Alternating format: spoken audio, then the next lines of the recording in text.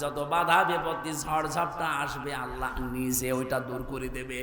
এটা যে আল্লাহ নিজে দূর করে দিয়েছে। আমরা অনেকে মনে করছি ছাত্রদের কারণে, না, আল্লাহ নিজে দায়িত্ব নিয়ে এ পাথর সরিয়েছে। ছাড়া এ পাথর সরানোর জন্য শুধু ছাত্ররা না, আল্লাহ যদি নিজে দয়া না করতো কখনো এ জালেম পালাইতো না। ওর মনের ভেতরে আল্লাহ এত ভয় তৈরি করে দিয়েছে, দলীয় লোকগুলোকে বইলিয়ে যাবে সে সময়ও পায়নি। মাঝখান থেকে এই পাগলরা এখন বিপদে আছে।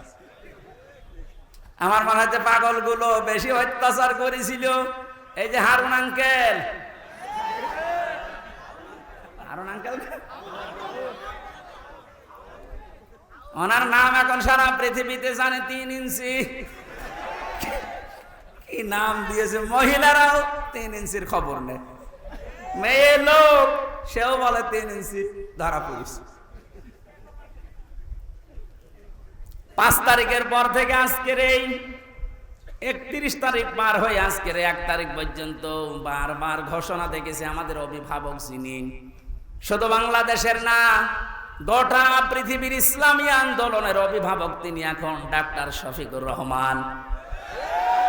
দূর থেকে উল্টাপাল্টা ধারণা করতে পারেন যে কি এমন উনি জেনারেল শিক্ষিত একটা ডাক্তার। আরে ভাই, তার ইখলাস জানেন, তার তাকওয়া জানেন, তার ইবাদতের খবর জানেন। আমি ছিলাম তার সাথে 4টা দিন।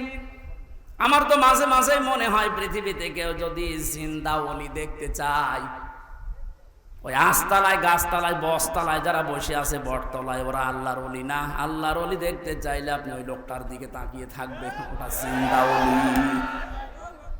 তার ইবাদতের মারটা আপনি খোঁজ পাবেন না। এই যে সকাল বেলায় এই 65 বছরের একটা মুরব্বী মানুষ, সকাল বলতে রাত 4:30টার সময় ডাক দেয়। ওই সময় হাতে হ্যান্ডকাপ দিয়ে, পায়ে বেড়ি দিয়ে কোর্টে নিয়ে যাচ্ছে। তবে 1-2 কিলোমিটার না, এই কাশিমপুর থেকে একেবারে কোর্ট পর্যন্ত যাওয়া আসা করতে প্রায় 7-8 ঘন্টার সময় লেগে যায়। এত কষ্ট স্বীকার করে রাত 8টা, 9টা, 10টার সময় ওনারে নিয়ে আসতো। ওনার যেন দেরি হয়, যেন না কষ্ট হয়। ঘরে আসার পরে দেখতাম, বলতাম, মুরব্বী খাবার খাবেন না, ঘুমিয়ে পড়েন। আমার বলছে, হামজা ঘুমাও। আমি যত পাশেই ছিলাম মাঝে মাঝে জিজ্ঞাসা করতাম যে এত কষ্ট করে আসলেন, ঘুমাবেন না? আমারে বলছে ঘুমাও, আমি এখন কিছু সময় আল্লাহর জিকির করব, দরুদ শরীফ পড়ব। 2-2.5 ঘন্টা ঘুমিয়ে যে মানুষটা রাত 9:30, 10টার সময় কোর্ট থেকে এসে 2 ঘন্টা 2.5 ঘন্টা পর্যন্ত ঘুমিয়ে এরপরে তাহাজ্জুদের নামাজে, হাফেজ কিনা আমি জানি না, যতটুকুই পড়তো এরপরে সেজদায় পড়ে যেত। 40-45 মিনিট, 1 ঘন্টা দেখি সেজদায় পড়ে আছে। ভোর পর্যন্ত যার সাদা দাড়িগুলো, সাদা চুল সব সাদা হয়ে গেছে, টপ টপ করে পানি পড়তো, শুধু হাত তুলে সেজদার পরে বসে আছে। আমার তো সেজদা লাগে 1.5 মিনিট, 2 মিনিট, আর ওনার সেজদা লাগতো 45 মিনিট, 1 ঘন্টা। 1.5 ঘন্টা কেটে যেত এক সেজদায়। আমার 12 রাকার তাহাজ্জুদ মিলে মাত্র 1.5 ঘন্টা ওনার এক সেজদায় চলে যেত। বাকি তাকওয়ার খবর তো বাস্তবে আপনি টের পাননি। প্রতি সোমবার, বৃহস্পতিবার রোজা রাখার নিয়ম। কয়জন মহারথী আছে এখানে আমল করে? সারাটা জীবনে আমল করতে করতে আসতেছে, খালি ধারণা করে দূর থেকে, হ্যাঁ কি জানে এত ডাক্তার মানুষ। তার যে এলেমের বহর, একটা জেনারেল মানুষ হয়ে কোরআনে কারিম এরকম গভীর গভীর কথা বলা আমি বিশ্ববিদ্যালয়েও পাইনি। আরে ভাই, আমি তো ভার্সিটিতে শেষ করে আসলাম, আমাদের বহর তো আমি দেখেছি। ডাক্তার মানুষের কাছে থেকে কোরআনে কারিমের শব্দের এত গভীরে যেতে পারতেন আমি দেখেছি বাস্তবে, যে জীবনে ওই রকম কথা আমি কোনোদিন শুনি নাই। অনার্স মাস্টার্স করেছিলাম, তো এক একটা শব্দ যখন বলতেন, এমন এমন শব্দের অর্থ নিয়ে আসতেন যে কোনোদিন কল্পনাও আসে না যে শব্দের ভেতরে থাকতে পারে। দিনের ওপরে চলতে গিয়ে কোন বাধা আল্লাহ নিজের থেকে দূর করে দেয়, রাখেন না। এটা আমি আগে জানতাম না, ওই সময় জেনেছি। আল্লাহ পাক বলেন তোমাদেরকে যেহেতু আল্লাহ নির্বাচিত করেছে লক্ষ লক্ষ কোটি কোটি উম্মত থেকে, সুতরাং তোমাদের দাম কম না, অনেক বেশি। তোমাদের পরে ঝড় ঝাপটা বিপদ আপদ আসবে আল্লাহ জানে, কিন্তু আসলে আল্লাহ থাকতে দেবে না, স্থায়ী হতে দেবে না। আল্লাহ নিজে দায়িত্ব নিয়ে ওই ঝড় ঝাপটা বিপদ আপদ তার নিজের দায়িত্বে দূর করে দেবে। আল্লাহ এইটাই করে দিয়েছে। এই কথা বলে না কেন? নাই তাই 15 বছরে কত মহারথী তো চেষ্টা করলো, সব চেষ্টায় প্রায় বিফল হয়ে গেছে। ছাত্র আন্দোলনের নামে যারা নেমেছিল এ মানুষগুলোর সাথে মাস্ট বি আল্লাহ আবাবিল পাঠিয়েছিল। জালেমদের মনের ভেতরে আল্লাহ ভয় তৈরি করে দেন। এ দায়িত্ব কার? আরো জোরে। এটা তৈরি করেন কাদের কারণে? যে মানুষগুলোর ভেতরে ইখলাস আছে যত বেশি, তাকে দেখলে জালেমরা ভয় পায় তত বেশি। আমরা 15 বছর অনেক জালেমকে ভয় পেয়েছি তার অত্যাচারের কারণে, আর আমিরে জামাতকে এখনো জালেমরা ভয় পায় তার তাকওয়ার কারণে। বাংলার মুসলমানেরা, আমি যেটা বোঝানোর জন্য পর্যন্ত এসেছিলাম, শহীদ যারা হয় এদের নিয়ে যারা উল্টা পাল্টা ধারণা করেন, কোনদিন এই মুখ দিয়ে কথা বলবেন না যে ওনারা মরে গেছে, এমনি না, ওনারা জীবিত, কিয়ামত পর্যন্ত শুধু জীবিত এইটাই থাকবে, কিন্তু আমরা টের পাই না। এর পরের কথা আল্লাহ দিয়েছেন, মানুষ যেহেতু ধারণা করতে পারে, মুখে হয়তো বলে না, কিন্তু ধারণা করতে পারে যে মরে গেছে। আল্লাহ ধারণার উপর নোটিশ দিয়েছেন, ওয়ালা তাহসাবান্নাল্লাযীনা কুতিলু ফি সাবিলিল্লাহি আমওয়াতা বাল আহইয়াউন ইনদা রাব্বিহিম ইরযাকুন। সূরা আলে ইমরান 4 নম্বর পারা 11 নম্বর পৃষ্ঠা 9 নম্বর লাইনের 169 নম্বর আয়াত। এটা তাফসীরে কাবীরে পাবেন। আল্লামা ফখরুদ্দিন রাজি রহমাতুল্লাহ আলাইহি ব্যাখ্যা করতে গিয়ে লিখেছেন, ওই পৃথিবীর মানুষেরা মুখ দিয়ে তো বলবেই না, অন্তরে যেন এ ধারণাও কোনোদিন না আসে যে শহীদরা মরে গেছে। এটা ধারণাও করা যাবে না। বালাহিয়াউন, বরং তারা জীবিত, বরং তারা কি? আরো জোরে। ইনদা রাব্বিহিম ইরযাকুন, তারা তাদের রবের কাছে খাবার খাচ্ছে। শহীদ আবু সাঈদের বাড়িতে গিয়েছিলাম, যে গরিব মানুষ, 6টা ছেলে ওনার, এটাই ছোট। ওনার বাবা মারে বলছিল যে অবস্থায় ওদের বাড়ি ঘর দেখলাম, আমার মনে হয় 3 বেলা পেট পুরে খাবার খাওয়ার মতো পরিবার না।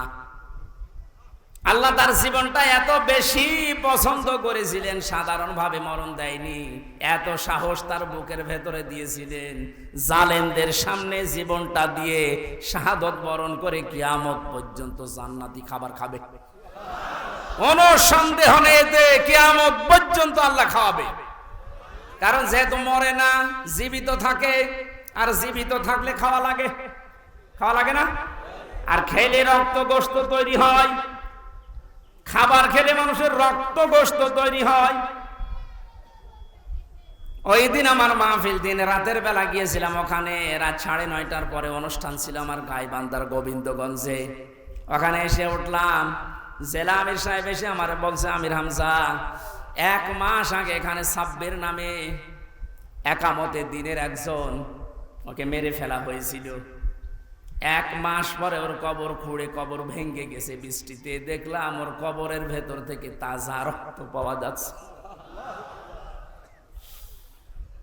সিরাজগঞ্জবাসী, আল্লাহর কসম করে বলছি, কোরআনের আয়াত আমি 100% বিশ্বাস করি। শাহাদত বরণ করলে সত্যি এরা কিন্তু মরে না, এরা জীবিত। আর জেগে থাকলে যেহেতু খাওয়া লাগে, আর খেলে মানুষের রক্ত গোশত চর্বি চামড়া তৈরি হয়। 1 মাস পরে এই জন্য কবর ভেঙে যাওয়ার পরে দেখা যাচ্ছে ওর রক্ত টাটকা রক্ত। তার মানে আল্লাহ 1 মাস তাকে না খাওয়িয়ে রাখে নাই। না খাওয়িয়ে রাখলে তো পাওয়া যেত না। কথা বলেন না কেন? এর একটা বাস্তব আর একটা প্রমাণ দিচ্ছি, হাদিস। হযরতে হামজা রাদিয়াল্লাহু তাআলা আনহু, তার একটা ছোট্ট মেয়ে ছিল। সে শহীদ হওয়ার পরে নবীজির কাছে এসে বলেছিল, ভাই আমার বাবা যে শহীদ হয়েছে, আপনার মুখে আমি শুনেছি কোরআনে আছে যে শহীদরা মরে না, জীবিত, ওরা নাকি জান্নাতে ঘুরে বেড়ায়। আমার বাবা যে শহীদ হয়েছে জীবিত, আমি এটা দেখতে চাই। নবীজি বললেন, বোন আমার কি করে দেখাবো এখানে তোমাকে? হঠাৎ করে ছোট মেয়েটা আকাশের দিকে তাকিয়ে বলছে, আব্বু আমি এখানে। নবীজি বলছেন, বোন কাকে ডাক দাও? বলছে, আব্বু ওই যে পাখা লাগিয়ে কার সাথে যেন উঠতেছে। বিশ্ব নবী বলেন, বোন আমার ওটা দুনিয়া না, ওটা জান্নাতের ভেতরে তোমার বাবা জান্নাতের পাখি হয়ে উঠতেছে। এই লোকটাকে 70 টুকরা করা হয়েছিল, এক লজ্জা স্থান কেটে 3 টুকরা করেছে, বিভিন্ন জায়গায় ছড়িয়ে ছিটিয়ে দিয়েছে, উহুদের ময়দানে, পাহাড়ি এলাকায়। সাহাবায়ে কেরাম তার লাশ টুকরা টুকরা গুলো এনে যখন এক জায়গায় করলেন, কয়েকটা টুকরা আর পাওয়া যায়নি, এমন দূরে দূরে তারা ফেলে দিয়েছে। নবীজি নিজের চাদরটা দিয়ে হযরতে হামজাকে ঢেকে দিলেন, মাথা থেকে হাঁটু পর্যন্ত ঢেকেছিল, হাতিয়ে সেটা পার বেরিয়ে থাকে, ঢাকা যায় না। আল্লাহর নবী মুহাম্মদুর রাসূলুল্লাহ নিজে সাহাবীদেরকে দিয়ে পাহাড়ি এলাকার লতা পাতা দিয়ে তার পাটা ঢেকে দিলেন, কবরে রাখলেন। যেহেতু জানা তার জন্য কাফন দাফনের জন্য ধোয়ানোর কোনো লাশ ধোয়ানোর সিস্টেম নেই, শহীদরা মরে গেলে ধোয়ানো লাগে না, যেভাবে ইন্তেকাল করবে, শাহাদত বরণ করব, ওইভাবেই কবরে দেওয়া লাগবে। কারণ কিয়ামতের দিন উনি ওইভাবে আল্লাহর সামনে উঠে দাঁড়াবে। আপনি যদি দেখবেন আবু সাঈদ কিয়ামতে যখন উঠবে, 4টা গুলি লেগেছে যেখানে যেখানে, ওইটা নিয়ে দাঁড়াবে ঠিক ওইভাবে। আল্লাহ জিজ্ঞাসা করবে, আবু সাঈদ তোমার শরীরে এতগুলো গুলি, রক্তের দাগ কেন? বলবে, আমি সালেমদেরকে হটানোর জন্য, মানুষের অধিকার প্রতিষ্ঠার জন্য চেষ্টা চালিয়েছিলাম। শেষ পর্যন্ত সালেমরা আমার বুকে, আমার পেটে, আমার মুখের উপরে গুলি লাগিয়েছে।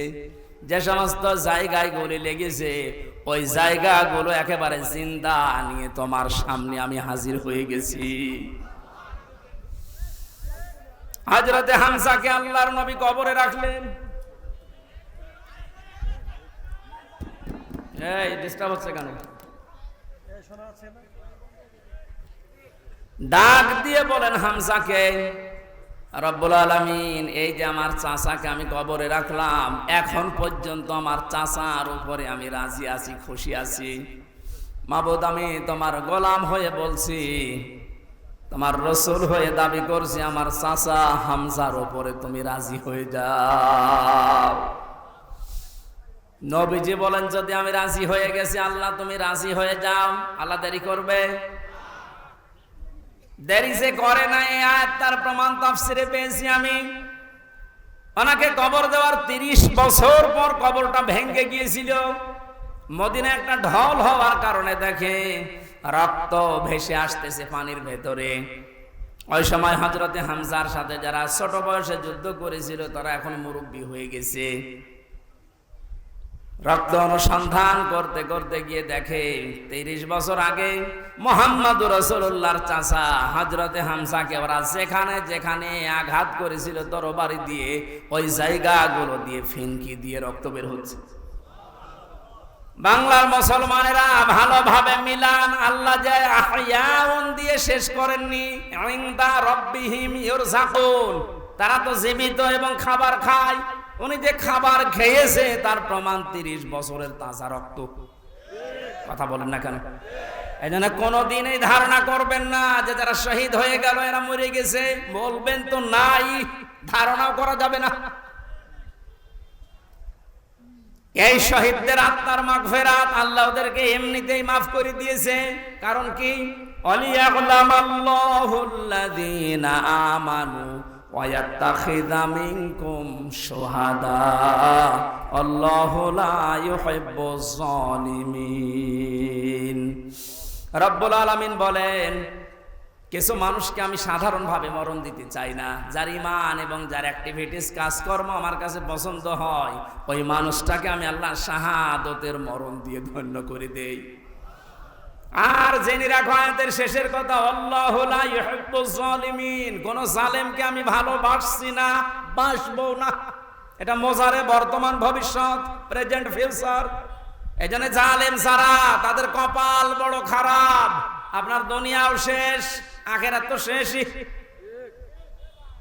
আমি দোয়া করলেও হবে না জালেমদের জন্য, কারণ আল্লাহু লা ইয়াহদিল কওমাজ জালিমিন, জালেমদেরকে আল্লাহ হেদায়েত দিচ্ছে না, দেবে না। আমরা আর চাই করে যেন জালেম হয়ে না যায়। এই শব্দটা যেহেতু খুব গুরুত্বপূর্ণ, জালেম। আজ অনেক জালেম বিদায় নেওয়ার পরে এখন অনেকে নব্য জালেম হওয়ার জন্য চেষ্টা চালাচ্ছে। গতকালকে চুয়াডাঙ্গার একটা খবর শুনলাম, আমি কোরআনের আয়াতের সাথে মিলিয়ে আশ্চর্য হয়ে গেছি। জালেম বিদায় নিল, এ জালেম আসলো কোত্থেকে? সূরা বাকারার 114 নম্বর আয়াতটা, এই এদিকে তাকান। ওমান আযলামু মিম্মান মানাআ মাসাজিদাল্লাহি আইয়ুযকারা ফীহা ইসমুহু ওয়া সাআ ফী খারাবিহা ইলা আখিরি আয়াত। ওরা কোরআনে কারীম থেকে দার্স দিচ্ছিল, এক জালেম এসে বলছে এটা বন্ধ করো, এটা মসজিদের ভেতরে রাজনীতি চলবে না। আমি মিলিয়ে দেখলাম কোরআনে কারীমের আয়াত আল্লাহ মনে হয় ওর নাম দিয়েই নাযিল করেছে। আমান আসলাম, আল্লাহ বলেন বড় জালেম দেখতে চাও?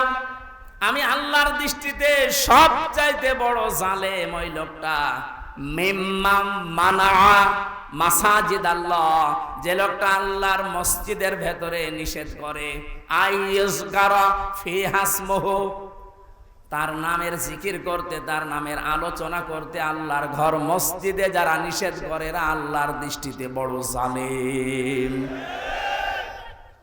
আমরা মনে করছি জালেম হয়তো বিদায় হয়ে গেছে, না, এখনো নব্য জালেম তৈরি হচ্ছে। এজন্য জালেম যদি কেউ হয়ে থাকেন, বুঝে হন আর না বুঝে হন, থামেন, আপনার কপালে আগুন লাগবে।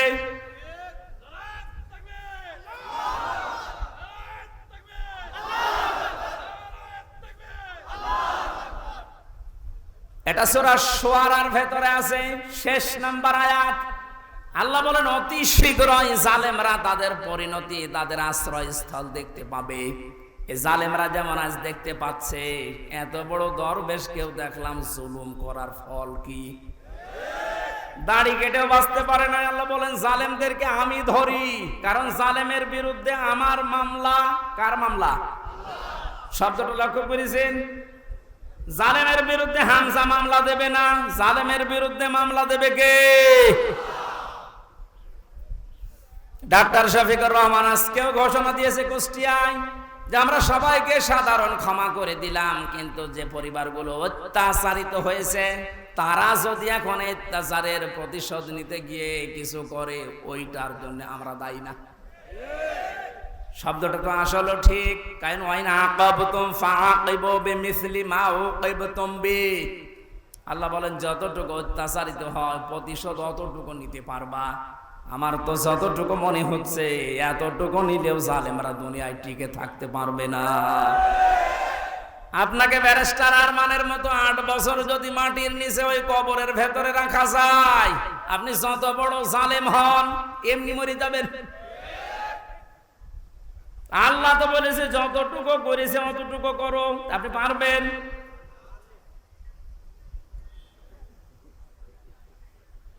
আমার উপরও যতটুকু অত্যাচার হয়েছিল, আমি চাই যাদের দ্বারা হয়েছে, যে মানুষগুলোর ইঙ্গিত হয়েছে, আমি ওই মানুষগুলোকে অতটুকু না করে ছাড় দেব না। যে যা বলে বলুক না, এখন যত না মাফ করে দেন না, কিসের মাফ? কোনো মাফ নেই আপনার কারণে। আমার ছোট মেয়েটা আমার এখনো পর্যন্ত চেনে না। দোষ করে যদি আপনি শাস্তি দিতেন আমি মেনে নিতাম, কিচ্ছু জানি না আপনি কেন আমার জীবনে এই কাজ দিলেন। আর যেভাবে রেখেছিলেন আমাকে আর মাওলানা মামুনুল হককে, কোনো আলেমকে এত কষ্ট আমার বাংলাদেশে আমি আর শুনি নাই। আপনি আমার মতো একটা ছোট মানুষকে 24 ঘন্টা তালাবদ্ধ রেখে মনে হচ্ছে আমি ফাঁসির কন্ডেম সেলে আছি, কত বড় অপরাধী। অথচ যে মামলাও দিয়েছিলেন, শাস্তি দিলেও 3 মাসের বেশি আপনি রাখতে পারেন না। এটা মূল্য চুরি মামলা।